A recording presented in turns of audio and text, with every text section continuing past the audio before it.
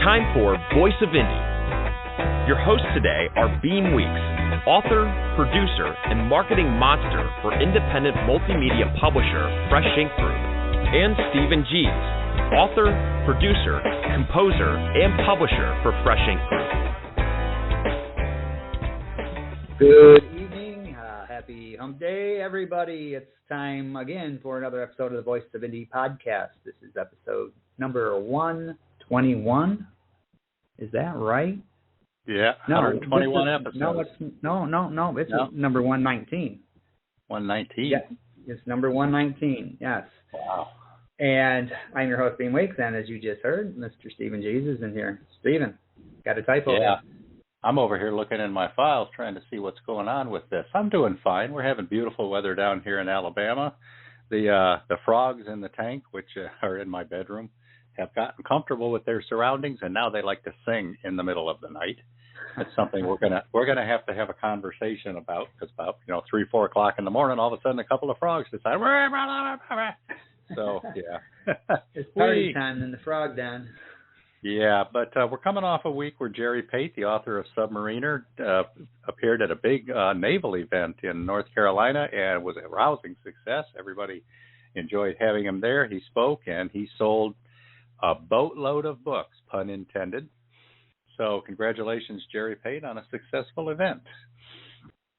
Fantastic. And we have another event. A few weeks ago, we had Marcia Fox on with Pete Risingson. And remember, she did a giveaway. I believe it's an autographed copy of their latest book. And we have Marcia on the line. So we want to bring her in and have her announce who the winner is. Yeah, too bad we didn't load a drum roll, huh? I thought about that, too. Hi, Marcia. Hi, Marcia. Hi, Beem. Hi, Gary. Hey. Steven. Yeah. So whatever you want to call me, just don't call me late. Yeah, right. I thought about the drum roll, and I should have grabbed one. Yep. So how did the contest go, Marcia? It went very well. We had 18 people enter it. Mm-hmm. And, yeah, I thought that was pretty good. And today, in order to be entirely impartial for choosing who it would be, I wrote each person's name on a piece of paper, and I put it in a bowl for my cat to choose one of the names. And, of course, the cat at first was pretty unimpressed, so then I put some catnip on it. And then she got overly enthusiastic, and she knocked all of them out of the bowl with one swoop, but there was one left in the bowl. So I thought, okay, reverse drawing, the one that's left, it stood out. And so the winner, the name that was on that piece of paper, was Barbara Johnson. Ooh, so all right, Barbara. Congratulations, Barbara.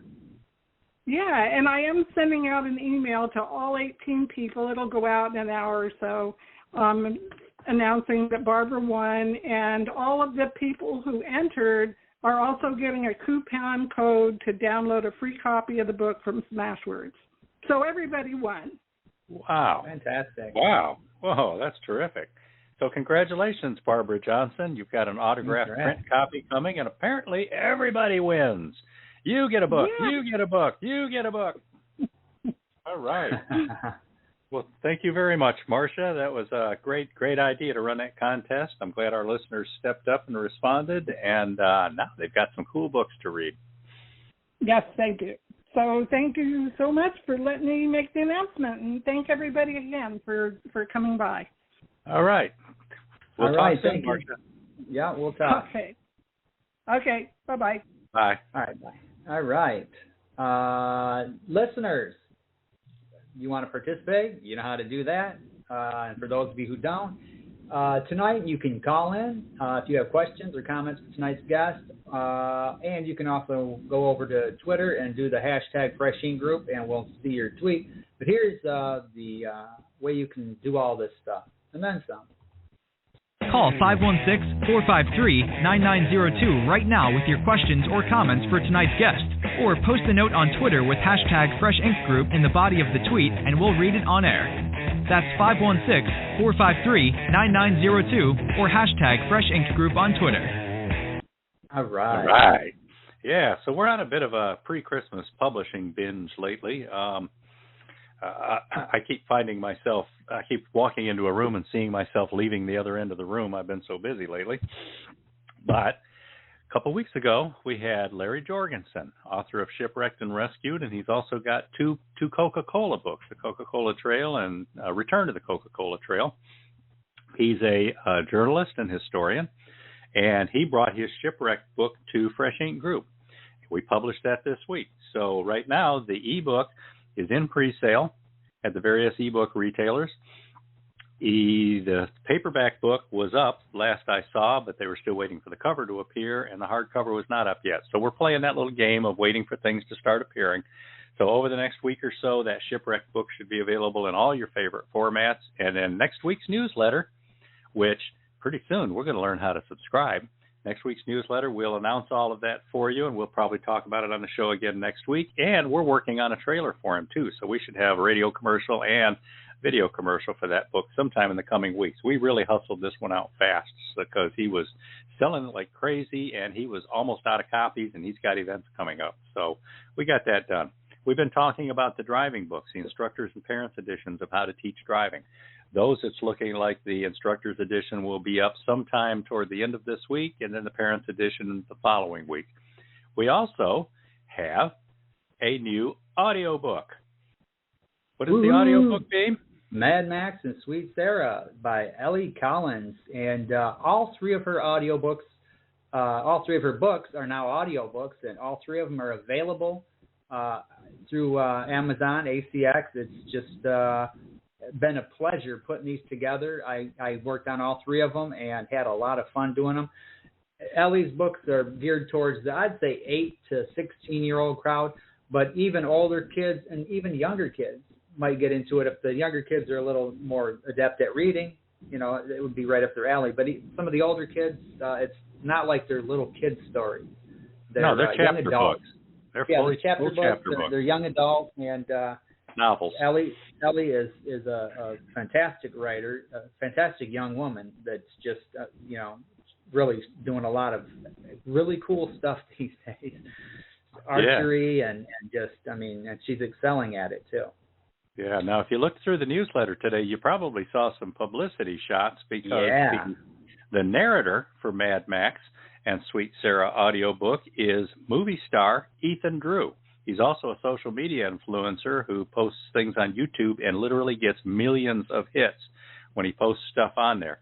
But he's been in movies, a couple of TV parts and whatnot, and he's got a movie coming out called Camp Nowhere pretty soon, co-starring Corbin Bleu. A lot of you remember him as the Disney star back when he was a young teen, and now he's a full-on movie star doing a lot of cool roles. And Christopher Lloyd. Many people know him as Doc Emmett Brown from the Back to the Future movies, but some of us who are a little bit older remember him on Taxi. And Christopher Lloyd's been around. Nest even before that. Oh, yeah.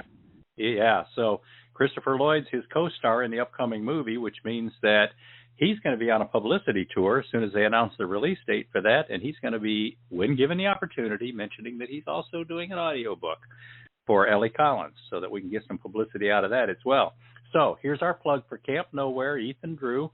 And when you see that movie come around, we're trying to support that because Ethan's a good guy. He did a good job for us. He worked with us on the costs and our system and everything so that we could make this happen for Ellie. And everybody is proud of how this turned out. And as Stephen mentioned, you can see all that cool stuff in the newsletter. Here's how you can subscribe to our newsletter.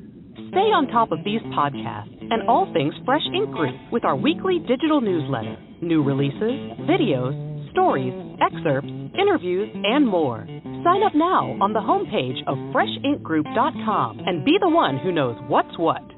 What? Yeah. So now, Beem and I just talked about this a couple of days ago, so I'm going to go ahead and announce it. We've been thinking about having a little bit of a premium for people who sign up for the newsletter. And, I've got a whole bunch of books. He's got a whole bunch of books, and they're all available on ebook. So we were thinking anybody from here out, at least from now to the end of the year, who subscribes to our newsletter. This is new subscribers only. If you subscribe to our newsletter, we're going to contact you personally. Thank you for subscribing. Try not to gush too much and offer you a free ebook written by either of us. Your choice. You pick it. We'll send it to you. Wow. Now, see, we should have loaded a drum roll. Yeah. But, yeah. Now, we've had a kind of a routine going lately where we log in here and see what's going on with the print book sales, and we've been seeing a lot of up and down the last couple of weeks. I'm going to go ahead and log in right now just to see what's happening today. But when I posted these in there yesterday, actually I started 2 days ago, and we had Submariner, 30 years of hijinks and keeping the fleet afloat in the number one slot. That is continuing to be in the number one slot and has been for about a month now. And somewhere in that top five is our number two today. Every week it's somewhere in that top five, and that's The High Road, Memories from a Long Trip by Mark Herndon. And I noticed yesterday, after one of the members of the Alabama band died, Jeff Cook, who actually lived just a couple of miles from me right here in Guntersville, Alabama. I'm about an hour from Fort Payne, which is where Alabama was founded originally, and up in the area where Mark Herndon, the drummer, still lives. But now that he has died, there's been a lot of publicity and a lot of gushing of love for Alabama and whatnot. And I'm seeing Mark Herndon is trending a lot. So we're going to get out there and get some tweets out, get that trailer out there, and keep pushing this a little bit and grab some of this attention. You know, not that we're trying to capitalize on something bad happening, but if Mark's getting the attention now anyway, let's get his book in front of people. So he's in the number two slot. Now, what's been happening the last week or so is the food truck books by A.K. Wingler have been performing very well in print and ebook. And the print books, she's had the latest one to come out is How to Start and Run Your Own Food Truck Business in Georgia. The hardcover, which is a laminate hardcover, because we don't want you to stain a dust cover, so you can drop food on it, wipe it off if you buy the hardcover. The hardcover and the softcover have both been riding in that top five list. At one point for a while, both of those, plus the hardcover of the How to Start and Run Your Own Food Truck Business in Georgia, was in there with us. So we had 3 of the 5 slots were food truck books. Now, in the last couple of days, we have seen Sassy Discovers the AME Church. Both the hardcover and the softcover, these are by B.A. Johnson, have surged into this list, and right now they are riding the number 3 and number 4 spots. So Sassy is seeing a resurgence this week. Congratulations, B.A. Johnson, and congratulations to everybody who made the list. All right. And speaking of B.A. Johnson, Sassy Uncovers Peter Allen's Secret is out in a few weeks. And check out the new Sassy puzzle in the newsletter. This is really cool. It's a puzzle of the AME book cover. I believe it's the AME book cover, isn't it? Yep, yeah, it is. And it's one of these great little interactive things for the kids. So go over to the newsletter, check it out, and go grab one of your puzzles. And if you missed an episode of this show, or you want to catch one that you really liked, or you're new to it and you want to see listen to what we've done in previous weeks, months, and years as this thing goes on, here's how you can find our archives. Find your favorite show in the Voice of Indie archives on YouTube at Fresh Ink Group, StephenG's.com, BeamWeeks.com, FreshInkGroup.com, and on Spotify. And now you can listen on iHeartRadio, Google Podcasts, and tune in. Just search The Voice of Indie, all one word. All right, let's get into tonight's guest. Avanti Centrae is an international best-selling and multi-award-winning author who blends intrigue, history, science, and mystery into nonstop action thrillers. She is honored to have won 9 literary awards. Readers in 15 countries have enjoyed her popular books. She finds inspiration from her father, who served as a U.S. Marine Corporal in Okinawa, gathering military intelligence. Avanti graduated from Purdue University and has spent time in a spectrum of professions, from raft guides to Silicon Valley IT executives. When not traveling the world, she's writing her next thriller in Northern California, helped by her family and distracted by her German shepherds. And with that, welcome to the show, Avanti Centrae. Centrae, what's up, guys? Hey. Thanks for having me. Yeah. Welcome to Great the to show. have you here. And before we even ask you any questions, I got to start with Purdue. Go Big Ten. Boilermakers rock. Boilermakers, yeah. I'm Michigan, and that other guy over here is on Michigan State. Michigan State kind of guy. So you're in California now. So where else? I'm in California. Well, I grew up in Northeast Indiana in Fort Wayne and up at the lake in the Fremont, Angola area. And then I went to school at Purdue and then immediately moved after college to the Los Angeles area. I lived down in the South Bay, mostly in Hermosa and Redondo Beach. And then a couple years later, I moved up to the Sacramento area.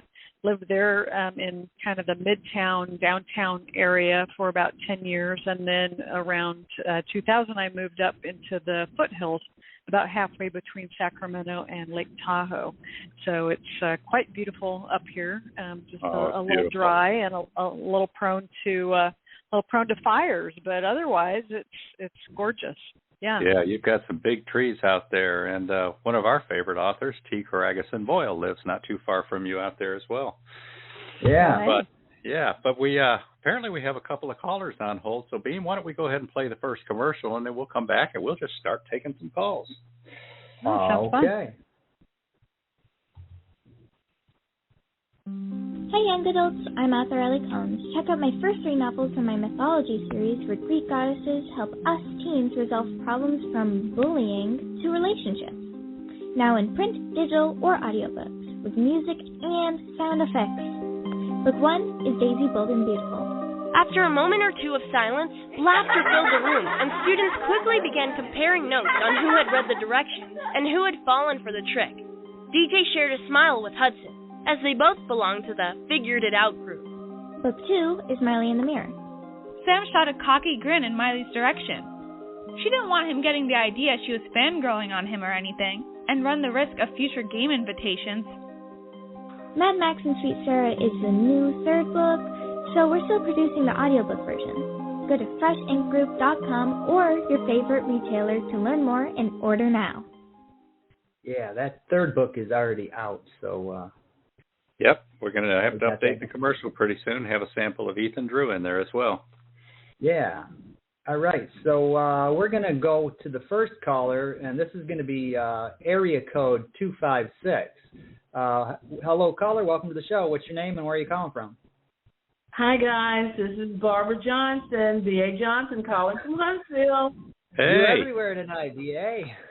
Yeah. Hi. And there's no I heard puzzle my name called.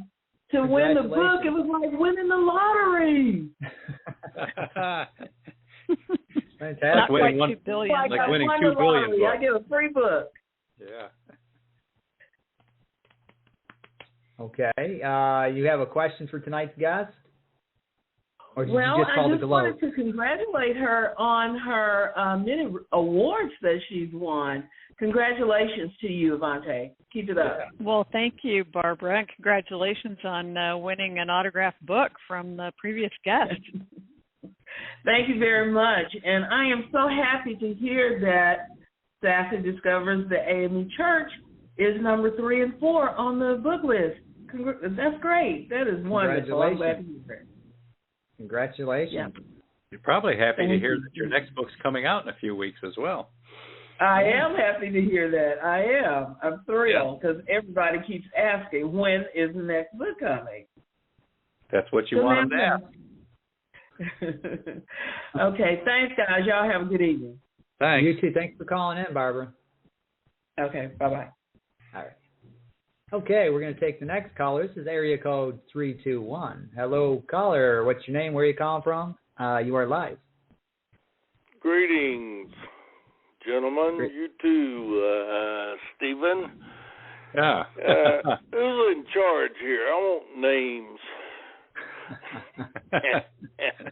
It's Jerry Pate. Oh, hi, Jerry. Well, welcome to the show, Jerry Pate. Hugs. Did you have a good time in New Orleans? Yeah, we did. The friend that I went with, though, is the kind of guy that doesn't like flavor. He always orders things that are bland. So we checked out that Sisters restaurant you were talking about. We wound up going someplace else because that one's all sauces and stuff. It's my kind of restaurant. But I figured next time I go, and that might be later, about 3 or 4 weeks from now. You never know. We're going to try out that place, but we appreciate the recommendation. It was just, this is the guy that he just doesn't put anything on anything unless it's ketchup. Yeah. Well, I just wanted to give you two a hard time because nobody ever gives you a hard time except me. And I wanted to wish Avanti a bonjour. And when you were at Purdue, was Dr. Charles Hicks still there? Well, bonjour. I'm not recognizing the name. I graduated in 1986. Don't tell anybody I'm that old. Yeah. Well, he was head of the math department and dean of men and all that stuff. So, but he may have been retired by then. I don't know. Anyway, I wish you well, extremely well in your books. And unlike me, I'm a one-book person, and anything I write after this is going to be XXX or the CIA is going to come after me. That sounds like a hot seller. Yeah. Well, I don't know if it would make it past Lauren. She's pretty critical about some of this stuff. Yeah. But these two guys over here, you can almost trust them, but I wouldn't let them have too much rope as you go through this process. Yeah. So. All right, I'll put on my Kevlar. Go right. Now, Jerry, our third commercial in rotation tonight's for Submariner. So really, you'll hear us be talking about your book. Yeah, I'm my own best customer. So. Yeah. And congratulations on the success of your event. I bet you had a lot of fun. Well, every story in my book is true except one, and I'm waiting on somebody to tell me which one it is. But from the first word to the last word is totally made up, and so far no one's guessed it yet. So, all right. But then again, I refer them to page XXIII. So, you guys have a good time. Enjoy your podcast. And Avanti, I wish you so much luck with this. And other Thank than you, that, and congrats on your book, too. Yeah. Other than that, Miss Lincoln, how was the play? I'll see you guys later. Thanks for calling in, Jerry. Yeah. Bye. All right. So, Avanti, we always want to know about our guests, what kind of kids they were. Were you into reading and writing from an early age, or were you out catching frogs or climbing trees or something else? I was doing both of those things, actually. I was either checking out the encyclopedia and the dictionary on the bookshelf, going down to the silver bookmobile to bring home a stack of books, and if I wasn't doing that, you guys know the weather in the Midwest, you're either able to go outside and play or you're stuck inside on the couch with a book. So when I could play outside, I did, and when I couldn't, I was inside with my nose in a book. I remember those old bookmobiles. Those were cool. Those were the days. Step outside. Weren't they? They're driving down the street. Hey, cool. Yeah, they had that library smell, all kind of condensed in that short little van type space, and just shelves and shelves and shelves of great books. Yeah, I remember every kid in the neighborhood lined up to go inside and grab a book. And in my youth, I never heard of a bookmobile, but for us it was the city library. And we had an understanding with my mother. Once a week, we'd load up the car, we'd go to the city library and spend a couple hours there. And I was the type from a very young age that I didn't believe anything anybody told me, so I always kept a list going. And then when I went to the library, I was looking things up to see, what the real facts are. And the librarians there were always so cool because they always helped me find stuff. And then the next time I go, it would be like, hey, that topic you were interested last week, we ordered a book for you. It's now on the shelf, So that's pretty cool when you got kind of an interactive library where the people are helping you find the stuff and and even ordering books that they think you might be interested in. Bookmobiles now. Wow. Don't they kind of rotate their stock through usually? They're going out and trying to have different things each week and stuff. Yeah, and you had librarians in there so that you could ask them questions. This is early 70s. I mean, really early 70s. I think by the late 70s they were gone, at least in my neighborhood. But yeah, they rotated it out, so every few weeks there was some different stuff in there, and it was just a really cool thing for the neighborhood back in the day. Yeah, I like that idea. I hope they're still doing that kind of stuff, and we should be encouraging that kind of stuff in our local communities as much as possible. Always. Now, Avanti, absolutely. When you were at Purdue, I mean, did you do the whole college thing? Did you go to the basketball games? Purdue had some good basketball teams back when you were there. Football, did you get involved in that whole college culture of the sports, and doing all that stuff? I did, and studied my butt off, too. I went through a computer program, which was incredibly difficult, but I always like to have a good time, and the basketball team was, from what I recall, was pretty good, and I do recall a number of Saturday afternoon games with some fraternity brothers and sorority sisters watching the football, and I still enjoy watching the Niners, but I lived in the dorm first couple of years, and then lived in the sorority house for a year, and then lived off campus. And so I feel I got to experience the whole college coming of age process, and learned a lot, both about myself and about the computer thing. I had thought about going into writing, but practical Midwestern person that I am, and practical family that I have, decided that it would be good to have something to fall back on. That's how that worked. Purdue is a fine school. It was my backup grad school if Michigan didn't want me to stick around, but they did, so I wound up staying at Michigan. But I looked a lot into Purdue and everything about it, and I really like that school. They've got great departments. They got a great English department, so it's kind of too bad you weren't into it quite as much in your college years or didn't have as much time. But it's always cool when you're at college. Take that extra class if you can handle it, and get that English class in there. That's advice for everybody out there, especially you college students. Always take an extra English class if you can, because as my professor told me way back, learning how to communicate will help you be successful no matter what direction you go later. Yeah, absolutely. So what sort of hobbies and interests do you have when you're not writing or working? Well, what do you do to keep busy? I have a young German Shepherd who is obsessed with the ball, and so when I need just a little writing break, it's in the large backyard. We have an acre, and so we run out into the backyard and throw the ball or walk around or look at the sunset or some of those things. But when I've got a little more time, I really enjoy international travel. I've had the opportunity to travel all through Western Europe and a little bit of Eastern Europe, as well as Central America, Guatemala, Belize, made it to New Zealand once for a very short trip. So I really enjoy that. And while I'm in all those places, I like hiking is one of my absolutely favorite things to do. I'm a little bit of an adrenaline junkie. So I like to, find trouble without, it being real trouble. And do still go outside and play. What was your favorite place to visit? I really liked Spain, the south of Spain. The people there were just so open and welcoming, very similar to the people in Guatemala. Just would give you the absolute shirt off your back if you were cold or hungry or whatever. Just huge hearts.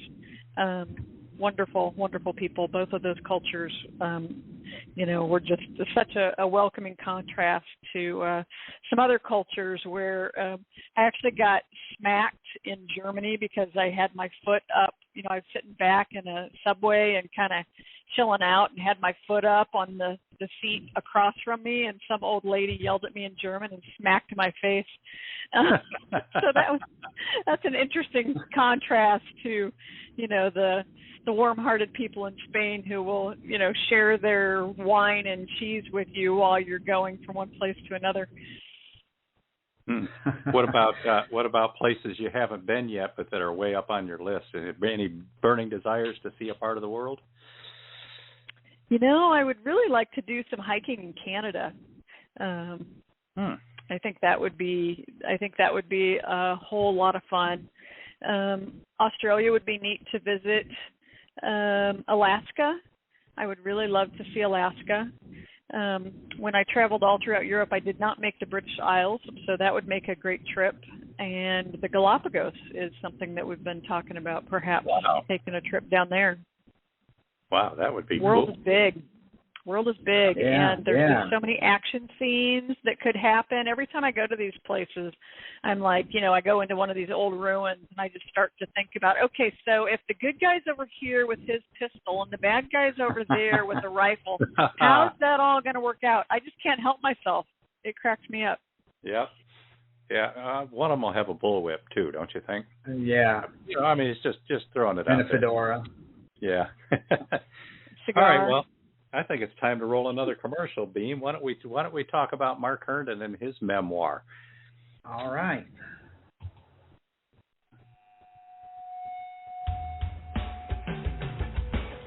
What drives a man to spend 26 years performing night after night? To persevere through a stifling tour bus, bad food, strange women, flared tempers, a plane nearly blown from the sky. Just how did that troubled military brat with a dream claw his way from dirt floor dive bar shows to the world's biggest stages?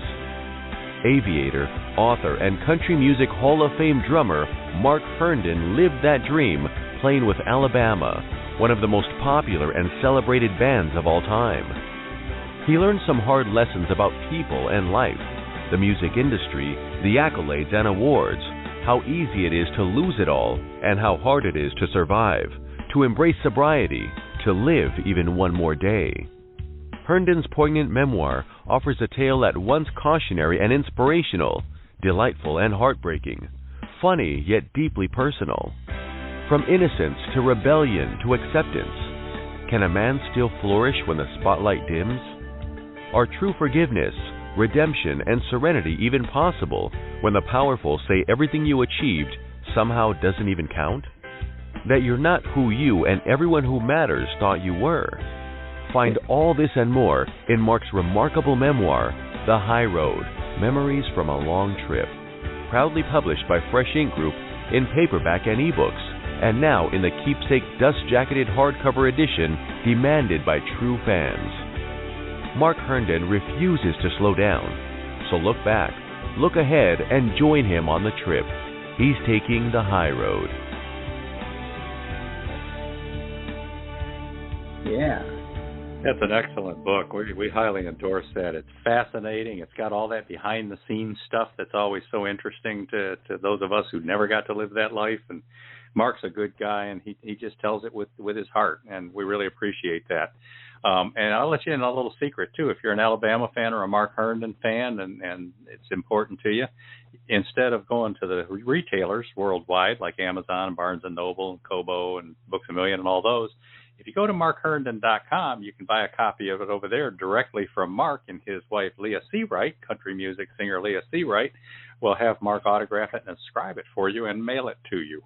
So if you would like to have a personal note from Mark with his autograph in your copy of the book, markherndon.com is the place to do that. Yeah, and here's another thing. Our year-end episode of this very podcast is going to be an encore presentation of Mark and Leah from when they were on last year, I believe it was. So This is December 28th.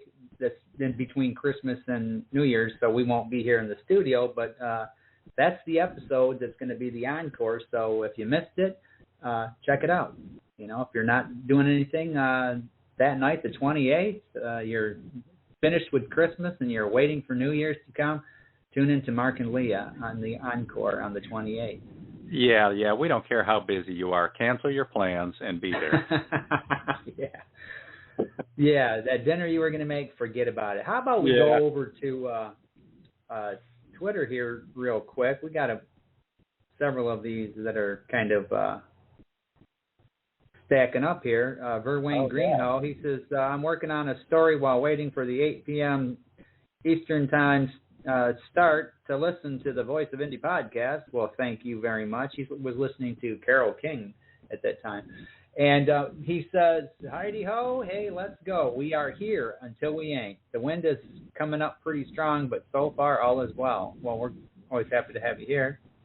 Yeah, every time they have a hurricane in Florida, I go over and I look at the Weather Channel and they show the map. They actually show Verwayne Greenhow's house. They keep showing it. This is where it's heading, right here. This house, right here. So, every time we worry about them a little bit down there. Over on Twitter, we've got Marlena Smith-Burris saying, Marcia, that is the best way to draw a name. I love it. Congratulations to Barbara. So, Marcia Fox and Pete Risingson, again, thanks for that contest. Sounds like a lot of fun. You got another Verwayne here, Beem.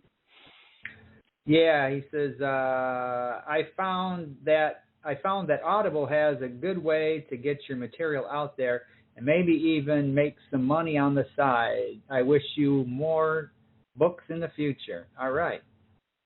Yeah, we were in Audible just before the show here a little bit, looking at some of the ebook sales. And we noticed Robert G. Williscroft is moving those audiobooks briskly. Yes, he is. We were impressed by the numbers, and all of his audiobooks are moving. So that's cool. Another comment from Marlena Smith-Burris. She says, Alaska is incredible. It's a must-see for sure. And Marlena's in Alabama, so she's used to being surrounded by mountains and beauty, and if she's impressed, we should be impressed too. Definitely. And Verwayne is giving the endorsement to the Mark and Leah encore presentation. He said the show with Mark was great. Can't wait. All right, cool. Yeah. So listeners, our guest tonight is Avanti Centrae. And if you want to call in, what's the number, Beem? The phone number is 516-453-9902. 516-453-9902. And you can be on the air too. Yeah. So Avanti, now let's talk about your writing. How long have you been writing? What's the evolution of that? What got you into it? And what's keeping you going? I love the call-in radio show thing, by the way. That's just fantastic. So when I was a kid hanging out there in the bookmobile, authors were my heroes, and those characters were my best friends, and I just thought it would be the most amazing thing to be able to write stories. And I wrote my first one when I was 4 or 5, something about a bull that saw red with his cape, and always wanted to do something a little bit more complex, and but put it on the shelf because I just couldn't figure out quite what I wanted to write about. And as I traveled through life, I did study the craft of writing. So I picked up, this was back when magazines were still a thing, so I would pick up the Writer's Digest magazine subscription every year. And loved it. Yeah, it was great. And pick up some books, how to write a damn good novel, how to write a killer thriller, some of those how-to books to try to crack the code, so to speak. And it was, one of those things that I wanted to do, but just never quite found the time. And then in 2013, I had one of those health scares, one of those phone calls from your doctor that you don't want to get, and where you start thinking about, oh, wow, I have an expiration date kind of like everybody else, and what do I want to do between now and then? And writing was right at the top of my bucket list. So I decided, all right, well, I better get on with it. And at that point in my life, I had just turned 50 and felt like I actually had some stories to tell by that point. So I sat down, and I'm an outliner, so I started paper, and got an outline done, but it took me about a year, because I had never done this before. And so I wanted to do it right and incorporate all those story beats and all that stuff that I had learned, over 30 years of studying the craft. And then when I got done, before I actually started writing, I wanted to get some feedback. And so I reached out to some industry professionals and got some feedback on the outline, some great feedback, actually, about the ending in particular. and changed the ending, rewrote the outline, and then I started, I had to sit down and stare at that blank page, and eventually the words just, started to come based on the outline, and about a year later I had a first draft of Van Ops, The Lost Power, and I found an agent after much querying, and she found a publisher after much querying, and then about another year or so later, that book was published in 2019. And while I was waiting for it to be published, I wrote the next book in the Van Ops series, Solstice Shadows, and so that was kind of fun. It was, almost like a continuation, and eventually those characters found their way into another story, the Doomsday Medallion, and so now there are 3 books in the Van Ops series. But somewhere along the way, I decided that I had this other story in mind, something a little bit less esoteric, and Cleopatra had been talking to me, and so I put together a thriller with Cleopatra and her quest for revenge. So that's where we're at today. It's coming out on November 15th. And actually, speaking of giveaways, for anybody who listens to this between now and November 15th, head on over to Goodreads. We're giving away 100 copies of the ebook. So readers can go enter that giveaway and hopefully win a copy. Oh, that's cool. I'm making notes here because I intend to go over there.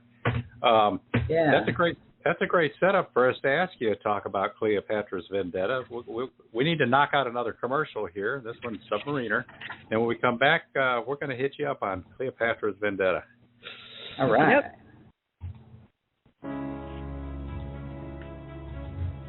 Submariner, 30 years of hijinks and keeping the fleet afloat. Jerry Pate's semi-autobiographical collection of 60 stories recounts his 30 years in and around the U.S. Navy submarine fleet, ranging from lighthearted to wrenching. All are poignant inside looks at naval operations rarely seen by outsiders. Topics include the real story behind the shuttle Challenger tragedy, risking his own life underwater, discovering a Soviet spy living across the street, surviving when an engine ignites, critical missions, and the everyday lives of men and women of the fleet. Compiled by author Robert G. Williscroft and proudly published by Fresh Ink Group. Submariner is available worldwide in hardcover, softcover, and all ebook formats. Dive into Submariner for hijinks and breathtaking adventure with this poignant memoir by a true American hero.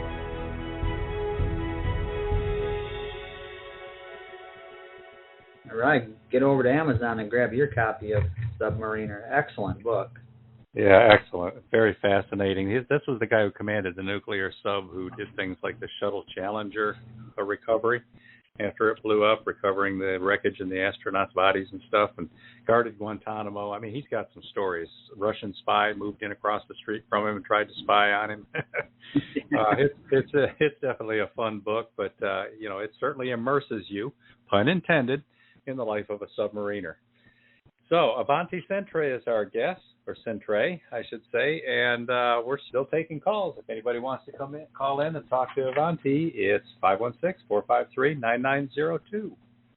So Avanti, you mentioned Cleopatra's Vendetta. I'm looking at the cover here. Is that a Egyptian hieroglyph or something on the cover there?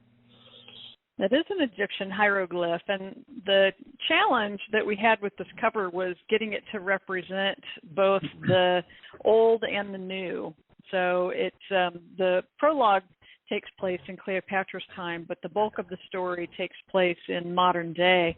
And so also on the cover, we've got a silhouette of a woman with a gun and sort of an explosion in the background, trying visually to impart the idea that we're mostly a present-day thriller with some pretty cool tie-ins to a vendetta that Cleopatra held against her mortal enemy. Ooh. So what is the story? I mean, what's the blurb here? What are we expecting? Yeah, so we're expecting kind of Da Vinci Code meets Mission Impossible type of story, or maybe a little bit of Taken in there. Some people have seen something nobody would be interested in then, of course. nobody at all. Yeah. And for the ladies, there's a little bit of Handmaid's Tale kind of theme going in there as well. So I think that kind of gives you sort of an overview, but it's about Cleopatra, and she had about not quite a year before her mortal enemy Octavian invaded Egypt, so she had plenty of time to demise. And in my fictional mind, I'm imagining that she had a spy that tracked down the location of a cult that Octavian was the head of. And that cult has lasted until present time. And in our current day, that cult they're the worst of the worst, right? So they do sex trafficking and kidnapping and assassinations. And so Octavian's location of this cult, Cleopatra found and hid. So in present day, we've got husband and wife, Timothy Stryker and his wife Angie Stryker, and Tim is he's a special ops guy for the Futures Command, and Angie is a self-made CEO, and life was cruising along pretty well until their infant son died. And since then, the two of them have just been at each other's throats, and so they decide to go on an Italian holiday to try to kiss and make up. And while they're out and about, Angie and their 4-year-old daughter are kidnapped. So Stryker has to track down this map that Cleopatra and her spy hid 2,000 years ago in order to figure out where Angie has been taken to by these kidnapping, sex trafficker, assassination antagonists. So that's kind of the story in a nutshell, but it's got the usual intrigue, history, science, and mystery in there, and it's been I'm pleased that it's been getting some great reviews and some critical acclaim. So readers seem to really be responding to it and, staying up all night trying to get to the next chapter. Now, I read the first 3 chapters in today's newsletter. Those of you who subscribe to the newsletter saw that you got free 3 chapters of Avanti Centrae's new book, Cleopatra's Vendetta, today. So if you haven't looked at that yet, go back and read those. I got hooked. 3 chapters was more than enough. I was hooked after the first chapter. So the subtitle, it's Cleopatra's Vendetta. The subtitle is A Stryker Thriller. Stryker obviously is your character. Does this hint at this story continuing in more books, or maybe different stories featuring Stryker? I haven't decided yet.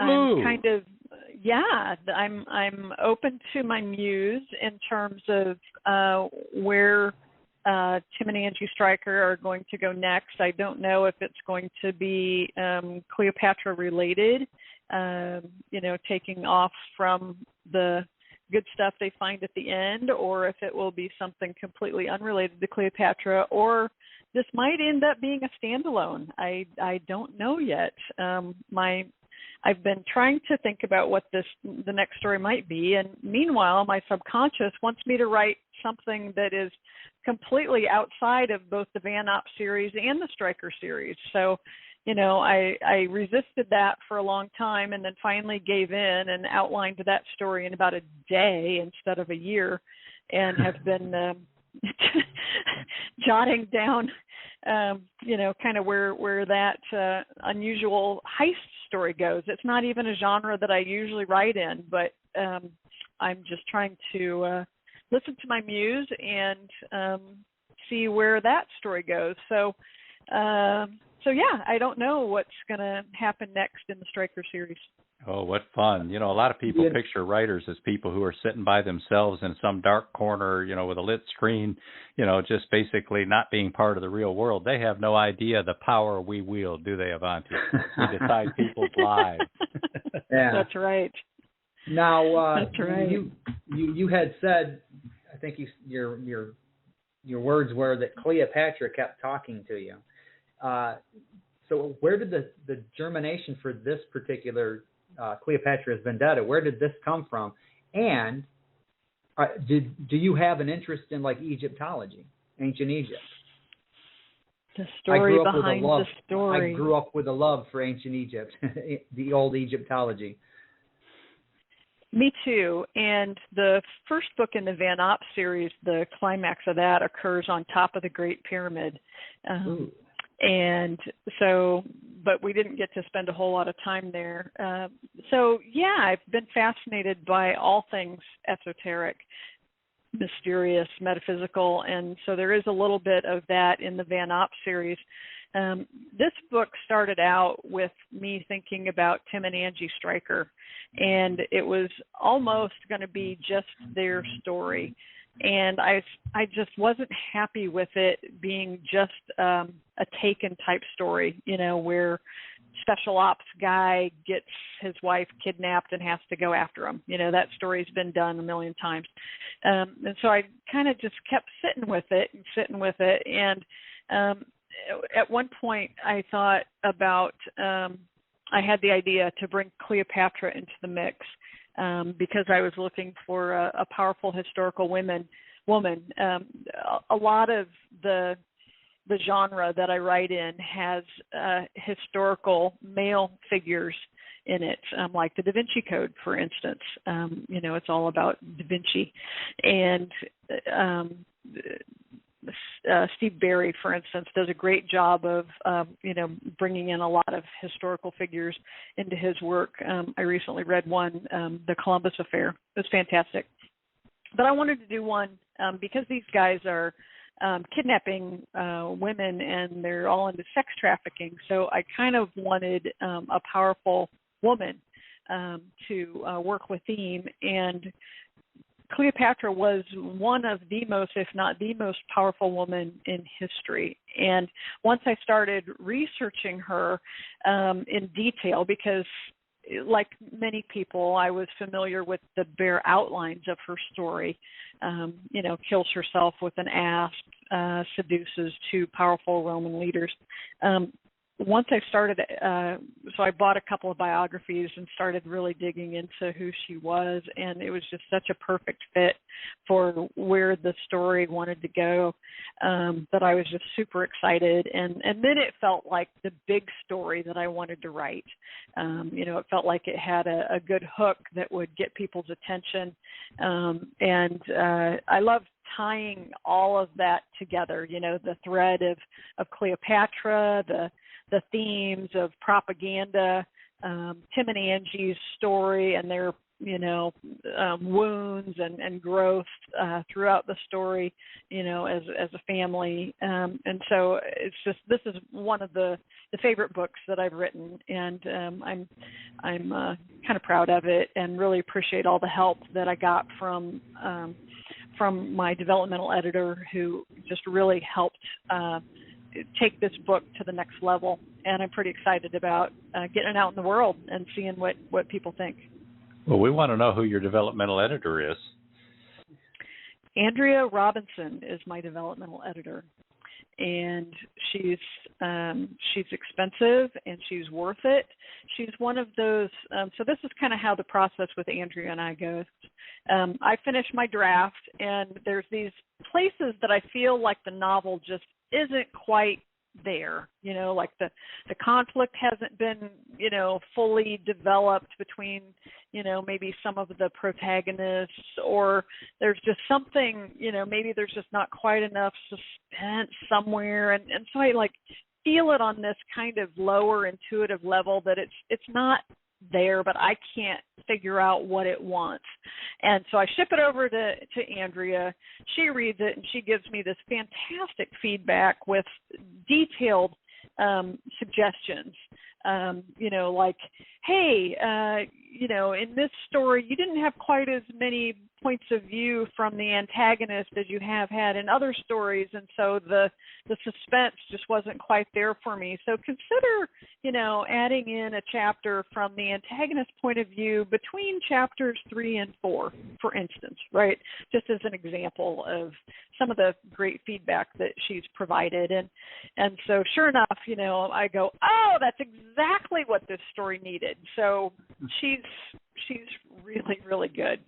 Good. Yeah, that's true developmental editing. A lot of people, they see developmental editing as like, oh, I really like this, or oh, I don't like that. But no, it's analysis. It's looking at the structure, the theme, the feeling, and all the details, and then helping you find the places that are weak so that you can build them up and identify your strengths as well. So you want to tell us her name one more time?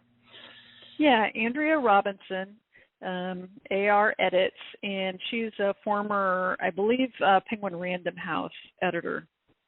So she's got some Big Five experience under her belt, and she's just fantastic. And if you can't find her online, people can they can message me through my website at vanops.net, and I'd be happy to put her in touch with your listeners. All right. We like to give credit where credit's due. Now, the book is Cleopatra's Vendetta, a striker thriller, and the release date is November 15th. That's right? That's right. And it'll be out in hardback, paperback, ebook, and audiobook. Can it be pre-ordered now, or do we need to wait till the 15th? Nope. It's on all the online retailers. They can pre-order it now.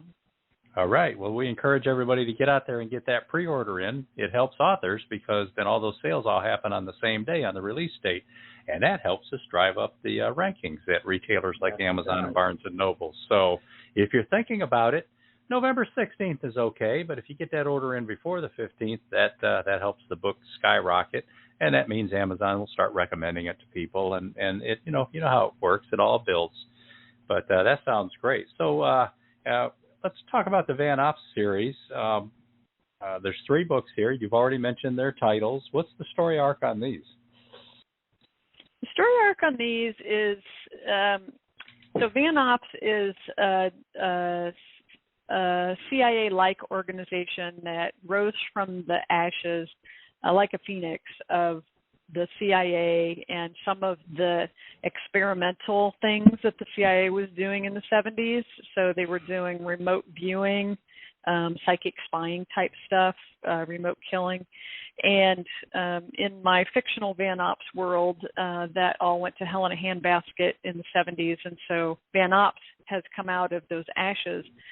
And when our story begins, the initial Van Ops story, The Lost Power, Maddie Marshall and her twin brother Will are early 30-somethings, and they're estranged based on something that happened in high school. And they haven't spoken much since, but their dad calls them to their Napa Valley vineyard, the family vineyard. He wants to talk to both of them and their little sister. And they get there, and Maddie has had a nightmare the night before that she's all upset about.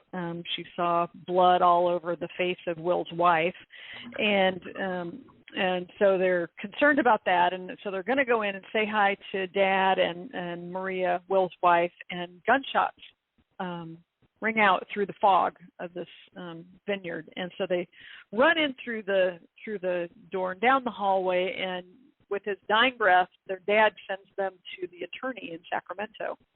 And so and Maria dies too, very much like Maddie's dream. And so the two are just completely distraught, and they don't know why they need to go to the attorney. They don't know why Dad called them there in the first place.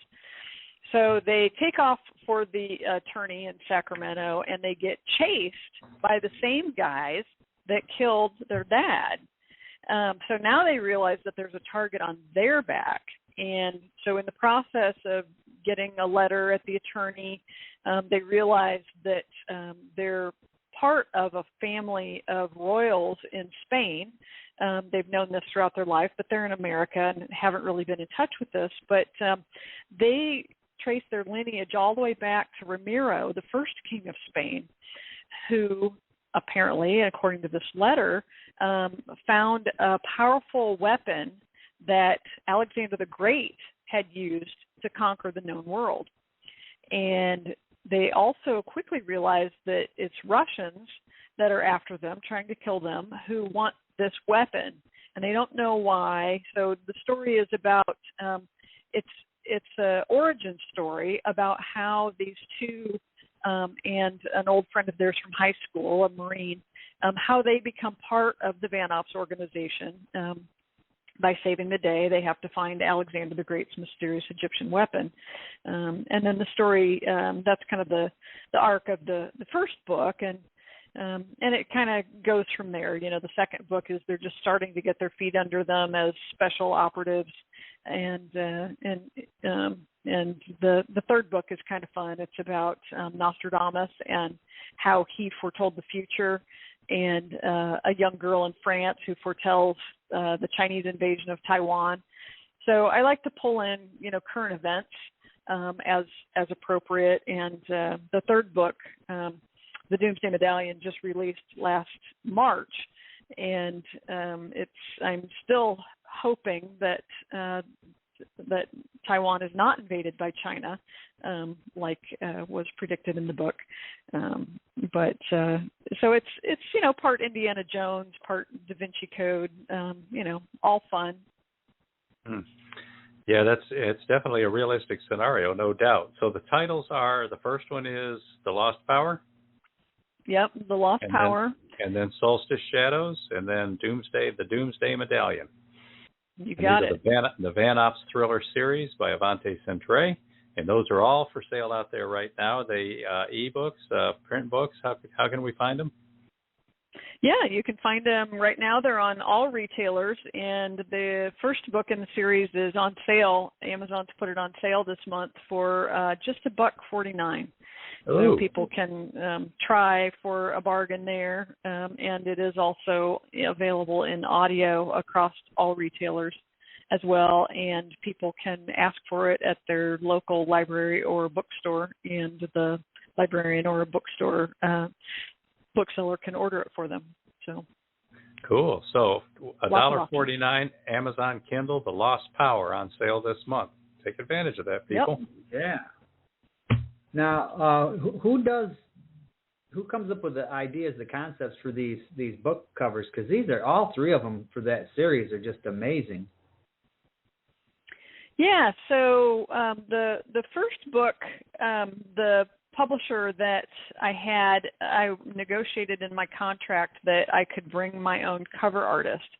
And so I interviewed a number of cover artists, and David over at Tur 33 Designs, he's got a long last name that is a little bit difficult to pronounce, but I think I can, let me try it here. David Tur Avincian. The easy thing is Tur 33 Design, TER 33 Design. He's designed all three covers, and they're beautiful. You know, he does a fantastic job. It's a lot of fun, you know, going back and forth and sharing ideas and coming up with you know, covers that really work for the story and portray the story. You'll notice on the cover of the Van Ops books that there's lightning in all three, and so that's a theme that runs through the three books. The power of Alexander the Great's mysterious Egyptian weapon was about ball lightning. So yeah, he does a fantastic job. Shout out to David. There's a lot of cool imagery in here, and yeah, if it ties into the stories, these are going to be interesting stories. Yep. Oh, it absolutely ties in. You know, that cross on the cover of The Lost Power, that's not a Templar cross. That's, in real life, Ramiro the First, who, you know, Maddie and Will, of course, are fictional characters, but Ramiro the First really was the first king of Spain, and this really was his cross. And so they end up seeing the symbol, you know, as they are trying to chase down Alexander's mysterious weapon, because Ramiro, their ancestor, set up a series of tests because he didn't want this weapon to fall into the wrong hands. And so that symbology is there, pretty cool. Solstice Shadows has a pyramid on it, but it's a pyramid from Central America. And there's some archaeoastronomy in here, in this novel. I got to visit some of those pyramids down in Guatemala and Belize, and so there's definitely a tie-in there, and that's a beautiful cover. And the Doomsday Medallion has a medallion on the front with, lightning cutting across it. And the medallion has some astrological symbols on it. And Nostradamus, who lived, I want to say, in the 15th century, 14th, 15th century, he was an astrologer. And so, the kind of interesting question about that book is, how did he tell the future? So much of what he put in his quatrains, his followers will swear has come true, predicting the Great Fire of London, Hitler's rise. So I like to separate fact from fiction in the back of my books, and there's quite a few predictions that he made, even down to the names of people. And so it was really fun to explore that topic of, how might Nostradamus have predicted the future? And is that something that, somebody could harness and use in a military way, right? So China would love to know what the U.S. is going to do in this book in response to their invasion of an outlying island, because they want to take, the mainland of, not the mainland, but the main island of Taiwan. So, China wants to know how to tell the future, and the U.S. wants to know the future, what's China's next move. So if that can be militarized, they're all about it. So that was a really fun book, too. I mean, that kind of ties back into the whole remote viewing stuff. I used to listen to Art Bell for years, and he always had these guys that were part of the, or claimed to be part of the remote viewing programs and all that stuff. And there was some interesting stuff. I don't know that I bought into all of it, but there was some interesting stuff that they used to talk about on there. Yes, and that third book is when we get a lot more background on Van Ops and remote viewing and all that stuff. So, and they can all be read as standalones. You get a little bit more about the character growth if you start with the first book, but people can jump in if they just have an interest in Nostradamus. They can, jump in and just start with the third book. Cool. Now, I want to go over to Twitter real quick. Verwayne Greenhow, he posted a tweet here. He says, FYI on the 3 free chapters. He says, I don't always click on the link at the very bottom of the page where Gmail says message clipped. This morning I did, and I read those chapters. Fantastic. You should always click on it. Yeah, it's at the bottom. You got to see the whole newsletter, people. See the whole newsletter. Stuff's at the bottom. Yeah. Verwayne says, the wind is coming up hard, laugh out loud, food for thought. The difference between hope and faith. Hope says, I hope everything goes the way I want. Faith says, I know things will work out for the best. Well, Verwayne gets philosophical when the hurricanes are bearing down on him and the Weather Channel's showing a picture of his house. So, Avanti, we assume that you've had some interaction with fans, maybe some feedback, a fan letter, or met somebody out doing an event or something like that. What's your fan reaction been like? Do you have any fun stories to tell there? I do have a fun story. I was going down to the dog park with my famous dog who loves the ball, and she was a puppy, and this was a couple years ago. So we're going down to the dog park, and I get out of the car with the dog who's pulling at her leash, and there's a young woman nearby, and she goes, are you Avanti Centrae, the author? I said, wow. Yeah. She's like, oh my God. Yeah, so that was pretty fun. And then I was recently down at the post office mailing out some ARCs for Cleopatra's Vendetta, and was handing out some bookmarks because we had a new postmistress, and so I was telling her a little bit about what she was helping me ship. And one of the gals in the background says, oh yeah, I love your stuff. I've read all of it. So that just, makes the heart feel good. Yeah. Yeah, great fun. And it also is a lesson for indie authors of all stripes. Get out there and be shameless. Hustle, promote. You're going to the post office, there's readers there. Grocery store, there's readers there. Anywhere you go, there's readers. And your fans sometimes are sitting right on the bench next to you, and you don't even know it. Indeed. All right. True that. So, now as we're we're running down in time here.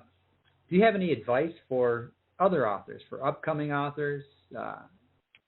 Now, you said, am I correct? You said you published your first book after the age of 50? I did, yes. So never too late to follow your dream. So that's a piece of advice. The second piece of advice I would say is that in my experience, it takes money to make money. So there's, we were talking about the developmental editor and, so between the editing, the covers, the marketing, the public relations, all that kind of stuff. I'm one of those people that really likes to do it right and do it just like the big five, so that readers, who are reading my books, have a seamless experience that's very similar to if they were reading a James Rollins book or a Clive Cussler book. And it takes money to produce the book, and then it takes money to get the word out there. You've got to let people know that your book exists, or they'll never know that they can buy it. So I've been fortunate to be able to fund my writing habit, and I think that's one of the secret sauces to my success. That's a big secret sauce. So, Avanti Centrae, best-selling author, how do people get a hold of you or find you or see you on social media or visit your website or blog or send you a message? Yeah, the easiest thing to do, because my name, we've all been, kicking and stumbling over my name. So people can go to AvantiCentrae.com, but nobody can ever remember how to spell that, much less say it. So vanops.net is a much easier thing to remember and to type in the computer. It's just vanops.net, VANOPS.net, and that will automatically take them over to AvantiCentrae.com, where they can download the first 6 chapters for free of The Lost Power. They can go to the contact page and they can shoot me a message from there. I'm on all the usual social media places, and the contact page also has links to all of those. Or they can find me, on Twitter or Facebook or Instagram just by typing in Avanti Centrae. So vanops.net's the simple answer. Yeah. So, and like all of our guests, anybody who can't remember any of that, just head on over to Fresh Ink Group, use the contact form there, and we'll be glad to pass along messages to Avanti or any of our other guests that you've taken an interest in. Avanti, it's been quite a hoot having you on here. This is a lot of fun, checking out your books, reading some sample chapters, and getting excited about November 15th coming up. I want to thank you for being on the show. Well, I want to thank you guys. Have a brilliant evening. Yeah. So, listeners, next week we've got Stacy Troilo will be our guest. She's a very popular author, a member of Story Empire. And then after that, Beem? After that, we've got Linda Mims. She's an old friend of the show. We never had her on before, though, but we've reached out to her, and she was excited about being on the show. So Linda Mims will be on after Stacy Troilo. And after that, November 30th, while the co-host and I are seeing Jason Bonham's Led Zeppelin evening in the Ryman Auditorium in Nashville, we're going to rerun the show with Jerry Pate, who called in earlier in the show, the author of Submariner. So if you're interested in hearing some of Jerry's stories and the story behind that book, that's an excellent show. Make sure you tune in for that rerun.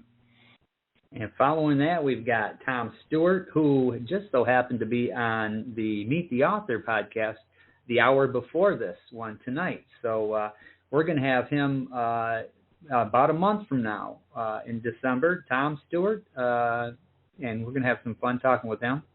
Watch a little bit of the podcast with him tonight, and he's an interesting guy. So tune in. Week after that, we're going to have Kenneth Lindquist, who is the founder of Red Driving Mountain Academy and the author of 2 books, How to Teach Driving, Parents Edition, and How to Teach Driving Instructors Edition. The Instructors Edition is for people who want to get certified in their various states and municipalities across the U.S. or in other countries as well to become driving instructors. The Parents book is so that you don't have to stay up quite as late or worry quite as much when the teenagers are out driving at night. So that's Kenneth Lindquist. He's going to be the week after that. And then what's happening after that? Then after that, we've got a return visit from our favorite rock and rollers up here in Michigan, Wide Track, the father and son rock band out of, I believe it's Waterford, Michigan, and they've got a new album coming out, and it might be out by then. I'm guessing it's going to be out by then. They're finishing up the mixing process of that now, and they're playing some shows too. So we may be playing some of their new music on the air that night. So tune in for that on December 21st. Yeah, that's good stuff. Now, that takes us up to Christmas, and as Beem mentioned earlier, between Christmas and New Year's on December 28th, we're going to rerun the show with Mark Herndon, drummer, Country Music Hall of Fame drummer from the group Alabama, and his country singer wife, Leah Seawright. That's December 28th. That's a great rerun show. We're looking forward to having that as well, and that's how we're going to close out the year. So Avanti Centrae was tonight's guest. Her newest book, Cleopatra's Vendetta, will be out November 15th, but you can head over now and pre-order your copy. And if you get over to Goodreads before November 15th, they're giving away a whole bunch of copies over there. Get over there and see if you can win one. Avanti, thanks for being on the show again. We had a lot of fun. Thank you, Avanti. Thank you. Yeah. Thank you, guys. Have a great night. Right. Now, on our way out, we're going to play one more commercial before our closing. This will be for the Orc Federation, which is the newest installment in the Orc Chronicles science fiction series by sci-fi master Robert G. Willis Croft. See you next time, everybody. See you, everybody. Bye. Now, from science fiction master Robert G. Williscroft, the Ort Federation, to the stars, the second Ort Chronicle. As the Ort Federation becomes a major force in the solar system, Braxton Thorpe passes the Federation chairmanship to former U.S. President John Butler. Thorpe's group offers humanity virtual immortality, but Isidore Orlov and his Udachni enterprises oppose their every move. While Thorpe's group terraforms Mars for more living space, the Mars Reds prove formidable as resistors. If the Asterian Starship fighter pilots are released, will they align with Phoenix or Udachni? And who will develop the right FTL technology? In this tense space adventure, Thorpe, his team, and Max the Tabby Cat travel to Proxima Centauri and beyond to the Aster system, 84 light years distant. Will Thorpe bring together humans and Asterians in their quest for intergalactic travel? Will long life prove more than mere humans can handle? Grab Icicle, a tensor matrix, the first Ort Chronicle, and continue the journey with the Ort Federation to the stars. Proudly published in all print, digital, and sensory-enhanced audiobooks by Fresh Ink Group.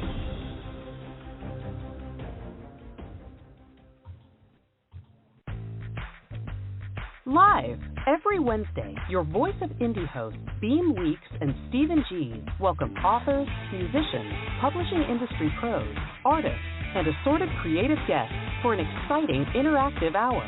Call in during the show or post questions and comments on Twitter for responses in real time. Meet your favorite indie creators, learn inside tips, network, and promote your work.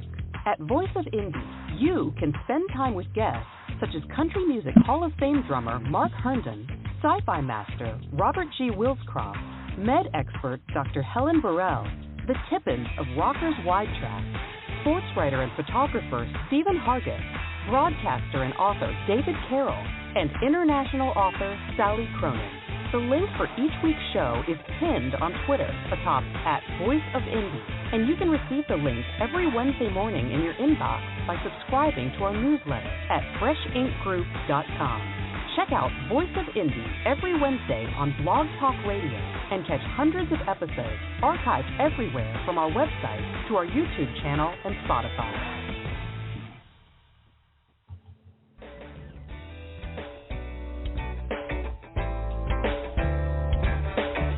You've been a part of Voice of Indie, a production of Fresh Ink Group.